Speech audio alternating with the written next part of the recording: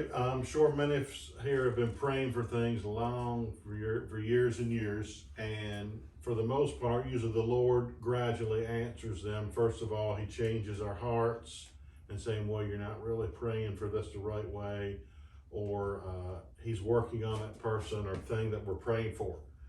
But there are occasions when one day you're in the prison, and that evening you're in the palace, like this example of Joseph here, where everything happened all at once, years of frustration or change, and that's what we're going to talk about today. Genesis 41, a long chapter where everything changes for Joseph. So, where we had left off last week, Joseph, falsely accused, of course, by Potiphar's wife, put in prison, and you have the cupbearer and the baker give dreams to Joseph. He interprets them correctly, and then the last verse, let's read the last verse of Genesis 40.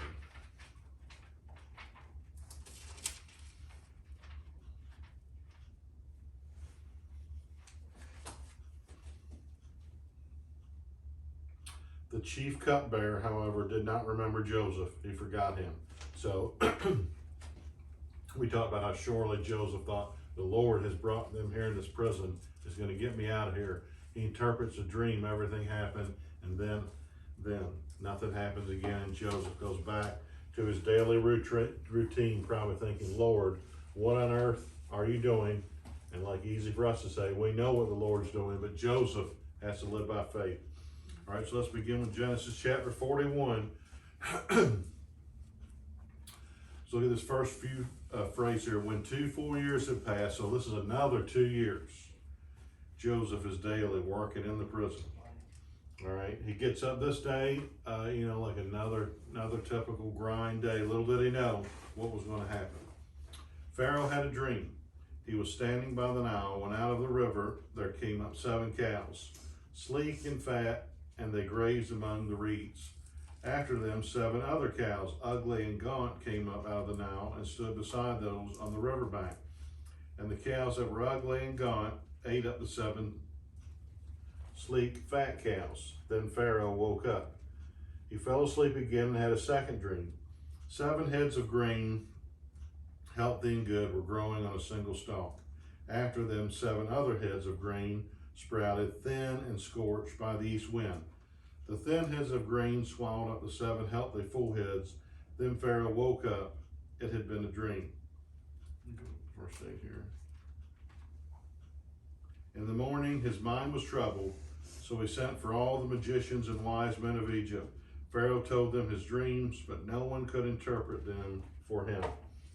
All right, as Joseph is doing his daily task in prison, among the lowest of society, down here, up here, house of Pharaoh, the highest in society, 2 troubling dreams. I'm sure, we all have dreams every night.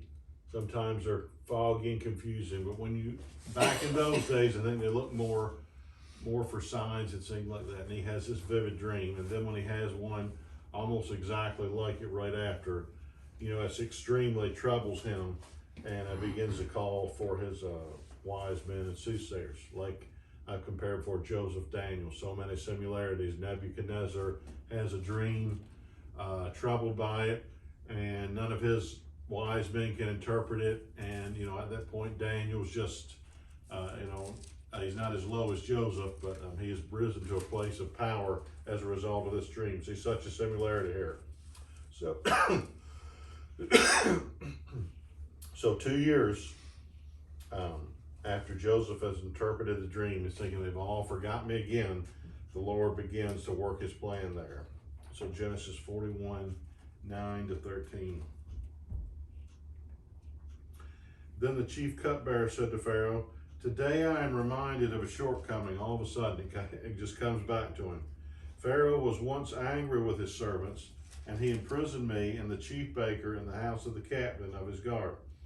Each of us had a dream the same night, and each dream had a meaning of its own.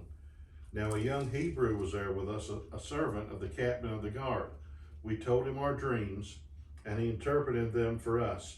giving each man the interpretation of his dream, and things turned out exactly as he interpreted them to us. I was restored to my position, and the other man was hanged. So, as Joseph is patiently serving out his time in prison, unbeknownst to him, imagine thinking there he's probably maybe cleaning up human waste in the palace. The Pharaoh was talking about him. Little he didn't know who he was, but right at that moment. So just a powerful thing of talking about how the Lord's timing is working. He knows what's going on. He's had a troubling dream, and now Joseph's life's about to be radically changed. So just think about all he's been through this time. Joseph is 30 years old. Lost his mother as a child, giving birth to a child. Betrayed by his brothers, sold into slavery. Was betrayed by his master's wife, lied on, sent back into prison. So for 13 of his 30 years, he's basically been in captivity as a slave, almost half of his life. And in the flesh, thinking, what is going on? Is God really doing something? Is there a God? But in his spirit is saying, the Lord's made a promise to me, and somehow he's going to make it fulfilled. And this is the day it's about to happen.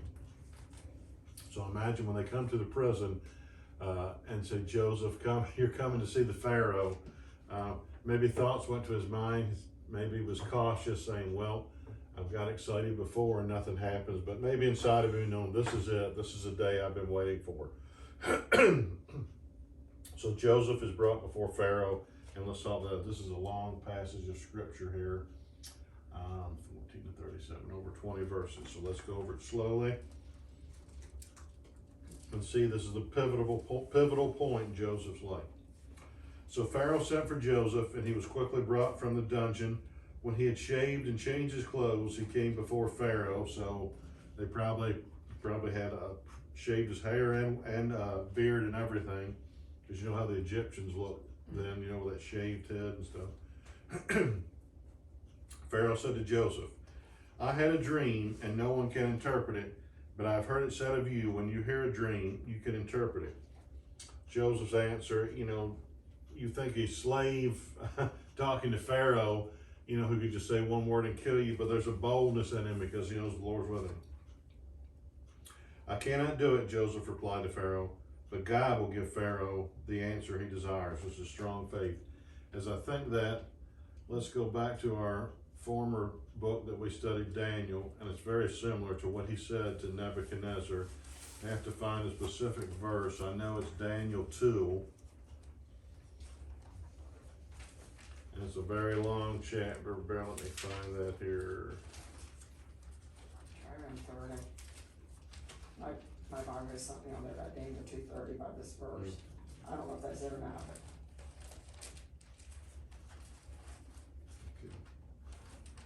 Are you able to tell me what I saw in my dream? Daniel 2:26. Daniel replied, no wise man, enchanter, magician, or diviner can explain to the king the mystery he has asked about. But there is a God in heaven who reveals mysteries. He has shown King Nebuchadnezzar what will happen in days to come. Your dream and the vision that passed through your mind as you lay in your bed are these. And Daniel interprets it accurately. Daniel, very familiar with the story of Joseph at the time. About 1,500 years ago. Now it's more like 4,000 years ago. But they're so similar. Great character. God has given the ability to interpret dreams. And this is what he's about to do.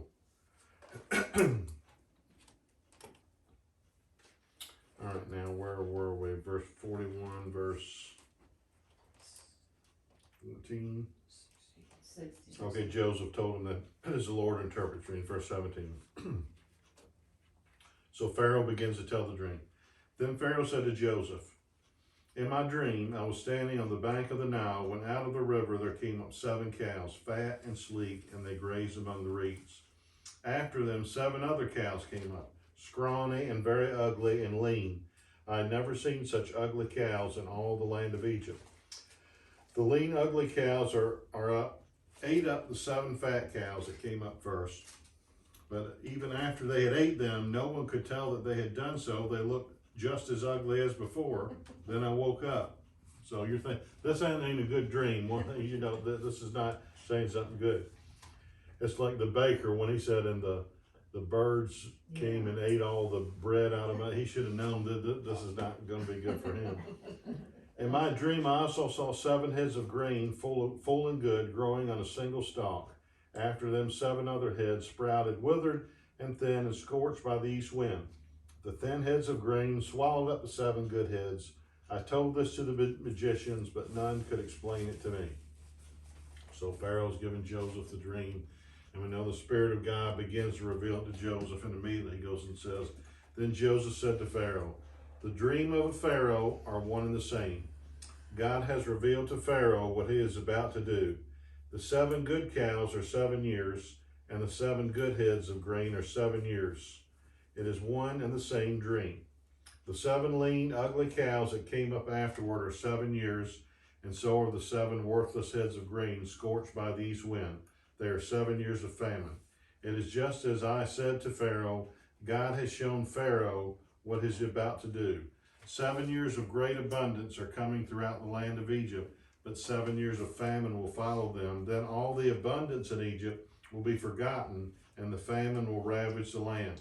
The abundance in the land will not be remembered, because the famine that follows it will be so severe. The reason the dream was given to Pharaoh in 2 forms is that the matter had been firmly decided by God, and God will do it soon. All right, I want to stop here. So God has given Joseph the full meaning of this dream. And like anything in life, if you have good and some bad, it seems like no matter how good things are, the bad that comes behind it can just wipe it out. You know, you have good weather for 2 or 3 months, and a bad storm can just come in and wipe that out. So Joseph is saying, now things are going to be good and prosperous over these next 7 years, but the 7 years following that are going to be so bad, they're going to wipe out any, good that this had done. Also think about this now. He's telling this to Pharaoh. Pharaoh is the leader of Egypt, probably at that time the most powerful nation of the world. So the Lord is beginning to prepare a plan that can basically save thousands, maybe millions of lives from hunger, because this is why he's revealing this to Pharaoh. So Joseph doesn't stop there. Remember, the Lord's been using him, training him. He's smart. He's been in Potiphar's house. He's been in the prison. He knows how to run things. And immediately without thinking about promotion, one thing forever, he probably just thinks maybe the Pharaoh says, thank you for this dream. For reward, I'll release you from prison and you can go back, to where you came from. But Joseph continues in verse 33. And now let Pharaoh look for discerning and wise men and put him in charge of the land of Egypt. Let Pharaoh appoint commissioners over the land to take 1/5 of the harvest of Egypt during the 7 years of abundance. So he's saying during the good times, begin to stock up. They should collect all the food of these good years that are coming and store up the grain under the authority of Pharaoh to be kept in the cities for food. This food should be held and reserved for the country to be used during the 7 years of famine that will come upon Egypt, so that the country may not be ruined by the famine. The plan seemed good to Pharaoh and to all his officials. So basically Joseph said, in the 7 years of prosperity, store up, build up the grain, don't waste the food, ration it out, so when the time comes when we need it, it will be there. Back in 37, the plan seemed good to Pharaoh and to all his officials. So Pharaoh asked them, can we find anyone like this man, one in whom is the Spirit of God? Then Pharaoh said to Joseph, since God has made all this known to you, there is no one so discerning as wise as you. You shall be in charge of my palace, and of all my people are to submit to your orders. Only respect to the throne will I be greater than you. All right. Talk about great moments of the Bible. Can you just see that Joseph, one, if he was just an average, person living in Egypt, but to just know what he's been through, know the heartbreak, the betrayal, the loneliness, the frustration, and then all of a sudden he's elevated. It's almost like someone is taken out of ECI and then is made vice president of the United States in one day. If I said vice president, not Not because of our current one, but because he's second in charge, answering only to Pharaoh. And all of a sudden, what a dramatic change. And I'm sure Joseph, even though he had faith in God, probably was overwhelmed by saying, "Oh Lord, you're faithful to your promises. You've brought me through this for a reason, and now you're going to begin to work out your great plan." From the pit to the palace. Yes, That's right. pit to the Yeah. palace. And I think I actually, did I go a little further than, is it the 14 and 37? You went through 30. Yeah, so I kind of went into my next thing. Now, how does, just make some comments about her, what I wrote here. I summarized Joseph's life, lost his brothers, hated by his brothers, betrayed, falsely accused. How did, I raised the point, did he feel nervous when he went before Pharaoh? I don't think so. I believe he was probably just, like Jeremiah, felt like fire in his bones. He was so ready to do this because he knew the Lord had a plan for him. Compared him to Daniel, he interprets a dream, and like Daniel, he was also greatly promoted. I think Nebuchadnezzar said, "Third in my kingdom now," or no, that was Belshazzar, but he greatly promoted Daniel and his three friends as a result of this dream. So let's continue and see what else Pharaoh's done. So he's now raised him to the rank only. Pharaoh answers to him, and I imagine Pharaoh and his own self, whenever he had a question, said, "Joseph, are we doing the right thing?" In all intents and purposes, Joseph is probably ruling the land, especially as Pharaoh begins to see exactly what happened. Verse 41. So Pharaoh said to Joseph, "I hereby put you in charge of the whole land of Egypt." Then Pharaoh took his signet ring from his finger and put it on Joseph's finger. He dressed him in robes of fine linen and put a gold chain around his neck. He had him ride in a chariot and in his second in command, and men shouted before him, "Make way." Thus he put him in charge of the whole land of Egypt. Then Pharaoh said to Joseph, "I am Pharaoh, but without your word, no one will lift a hand or foot in all Egypt." Okay, one more, verse 5. Pharaoh gave Joseph the name Zaphanath-Paneah and gave him Asenath, the daughter of Potiphar, and this is not the same as Potiphar he worked for, priest of On, to be his wife, and Joseph went throughout the land of Egypt. So, now we're all not going to be Joseph. We're all not going to be risen to, great heights like this. Of course, we're not also going to have to experience what he did as well. Remember, he went through horrible things. Even though time frame, it was only 13 years of his life. That's a long time considering the things he had to endure.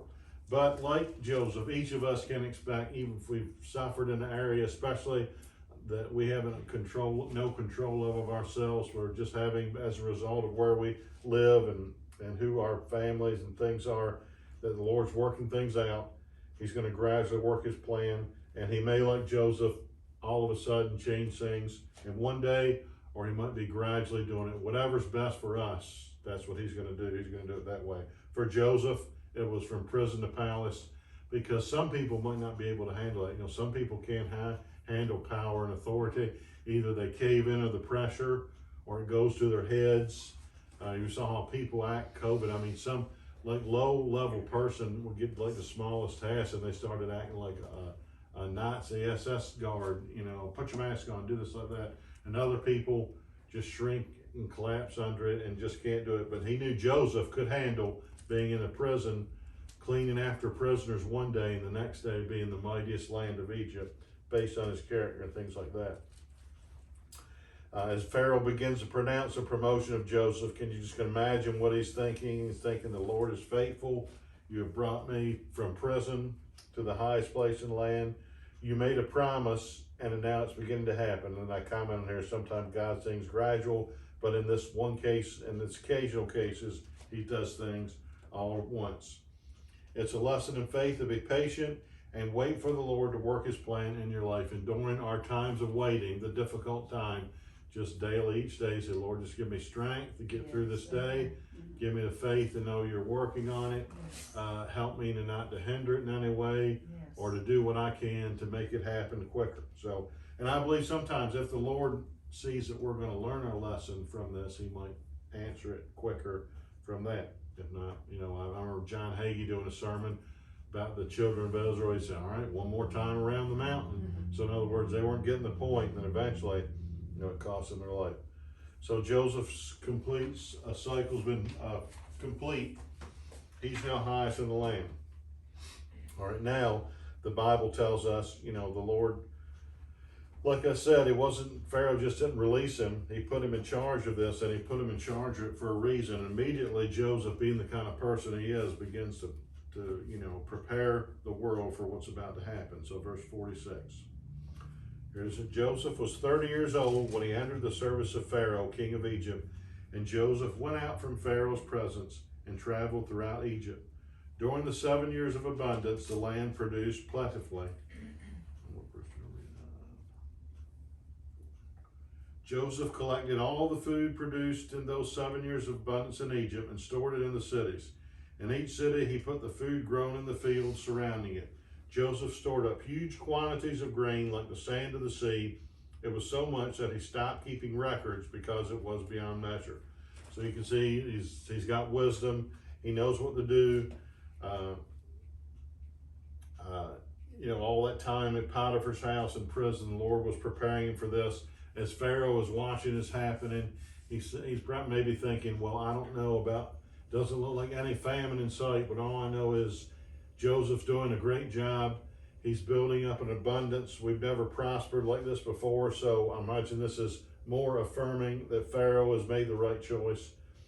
And like I said, and that horrible thing Joseph was going for, the Lord was preparing him to save millions of people's lives. So even we have to think about, if we go through something difficult, it might be helping others that we have no idea about. And Joseph begins the process. All right. Here's a commentary also on Joseph's personal life. And also want to listen to the names that he gives him here, and we'll talk a little bit about this.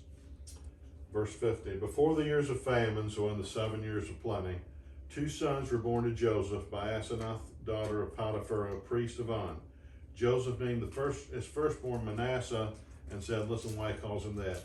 It is because God has made me forget all my trouble and all my father's household. So you can imagine, even though Joseph is greatly promoted, that hurt was inside of him. And, it didn't take it away when he saw a beautiful young wife, and then his own son looking before him says, this has helped healing the pain of all the things of my betrayal by the ones that were supposed to be my brothers.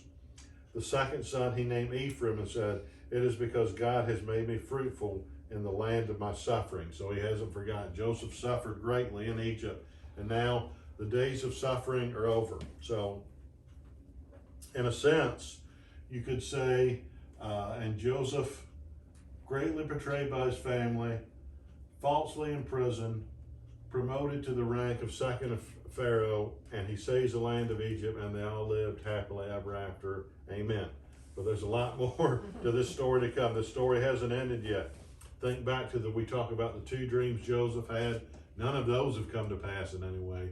But I'm sure that Joseph's now saying more than ever, Lord, how are you going to bring about this? Well, this is how the Lord is going to bring about this. As Pharaoh has watched Joseph prosper his land and whatever he says come to pass, now he also sees the negative part begin to come to pass. Verse 53. The 7 years of abundance in Egypt came to an end, and the 7 years of famine began, just as Joseph has said.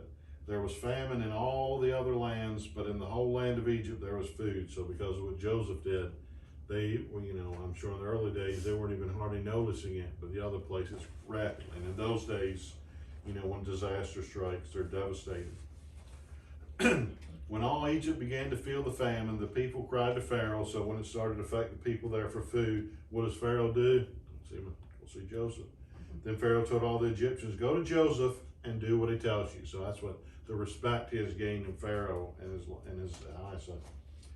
When the famine had spread over the whole country, Joseph opened the storehouses and sold grain to the Egyptians, for the famine was severe throughout Egypt. And all the countries came to Egypt to buy grain from Joseph, because the famine was severe in all the world. So here we see this week, as predicted by Joseph, the famine has come. The Pharaoh says to all in need, go to Joseph, whatever he says, tell you do. The world is now experiencing the effects of famine, and they're coming to Joseph, to Egypt, the only place that has grain. So the Lord has used this horrible circumstance in his life to bring Joseph down to Egypt. Now the Lord's doing a whole bunch of things here. You know, of course, the Lord, as we always talked about, his plan. He first chose a man, Abraham, then a family, then the tribes, and then a nation who would bring Jesus about. And we know this coming to Egypt will lead to a making of a nation and the Exodus and the 100 years to come. So the Lord's working out his plan here, working it all through Joseph. So Joseph's life is good now. He's in his late 30s, now married, has 2 sons, you might as well say the most powerful person on earth, and all his troubles of the past, you know, are way behind him in the rearview mirror. And then back in Canaan, though, let's remember there's still other people. There's Jacob, still mourning over him now for over 20 years. Because he said, so Joseph he would be 30 when it started, so 37 when the famine started. So now he's in his late 30s. Jacob still living in his other 11 brothers are living there, and the 10 that betrayed him, living in guilt, you know, and now famine is striking the land. And then they're starting, and we'll see what happens there. So next week, what we're going to do, we're going to go back to his brothers again, and we're also going to look a little bit back at some of the events of what made their brothers be like this and what caused them to behave this way. And for the next couple weeks, we're going to spend talking about that. And even though Joseph's life is good, Jacob and his brothers' life couldn't be no worse. But like Joseph, he's using this horrible thing that they're going through to bring good from about it. So a good lesson this week, good faith strengthener. Anyone have any comments or questions about this before we go? Anything brought up that triggered something?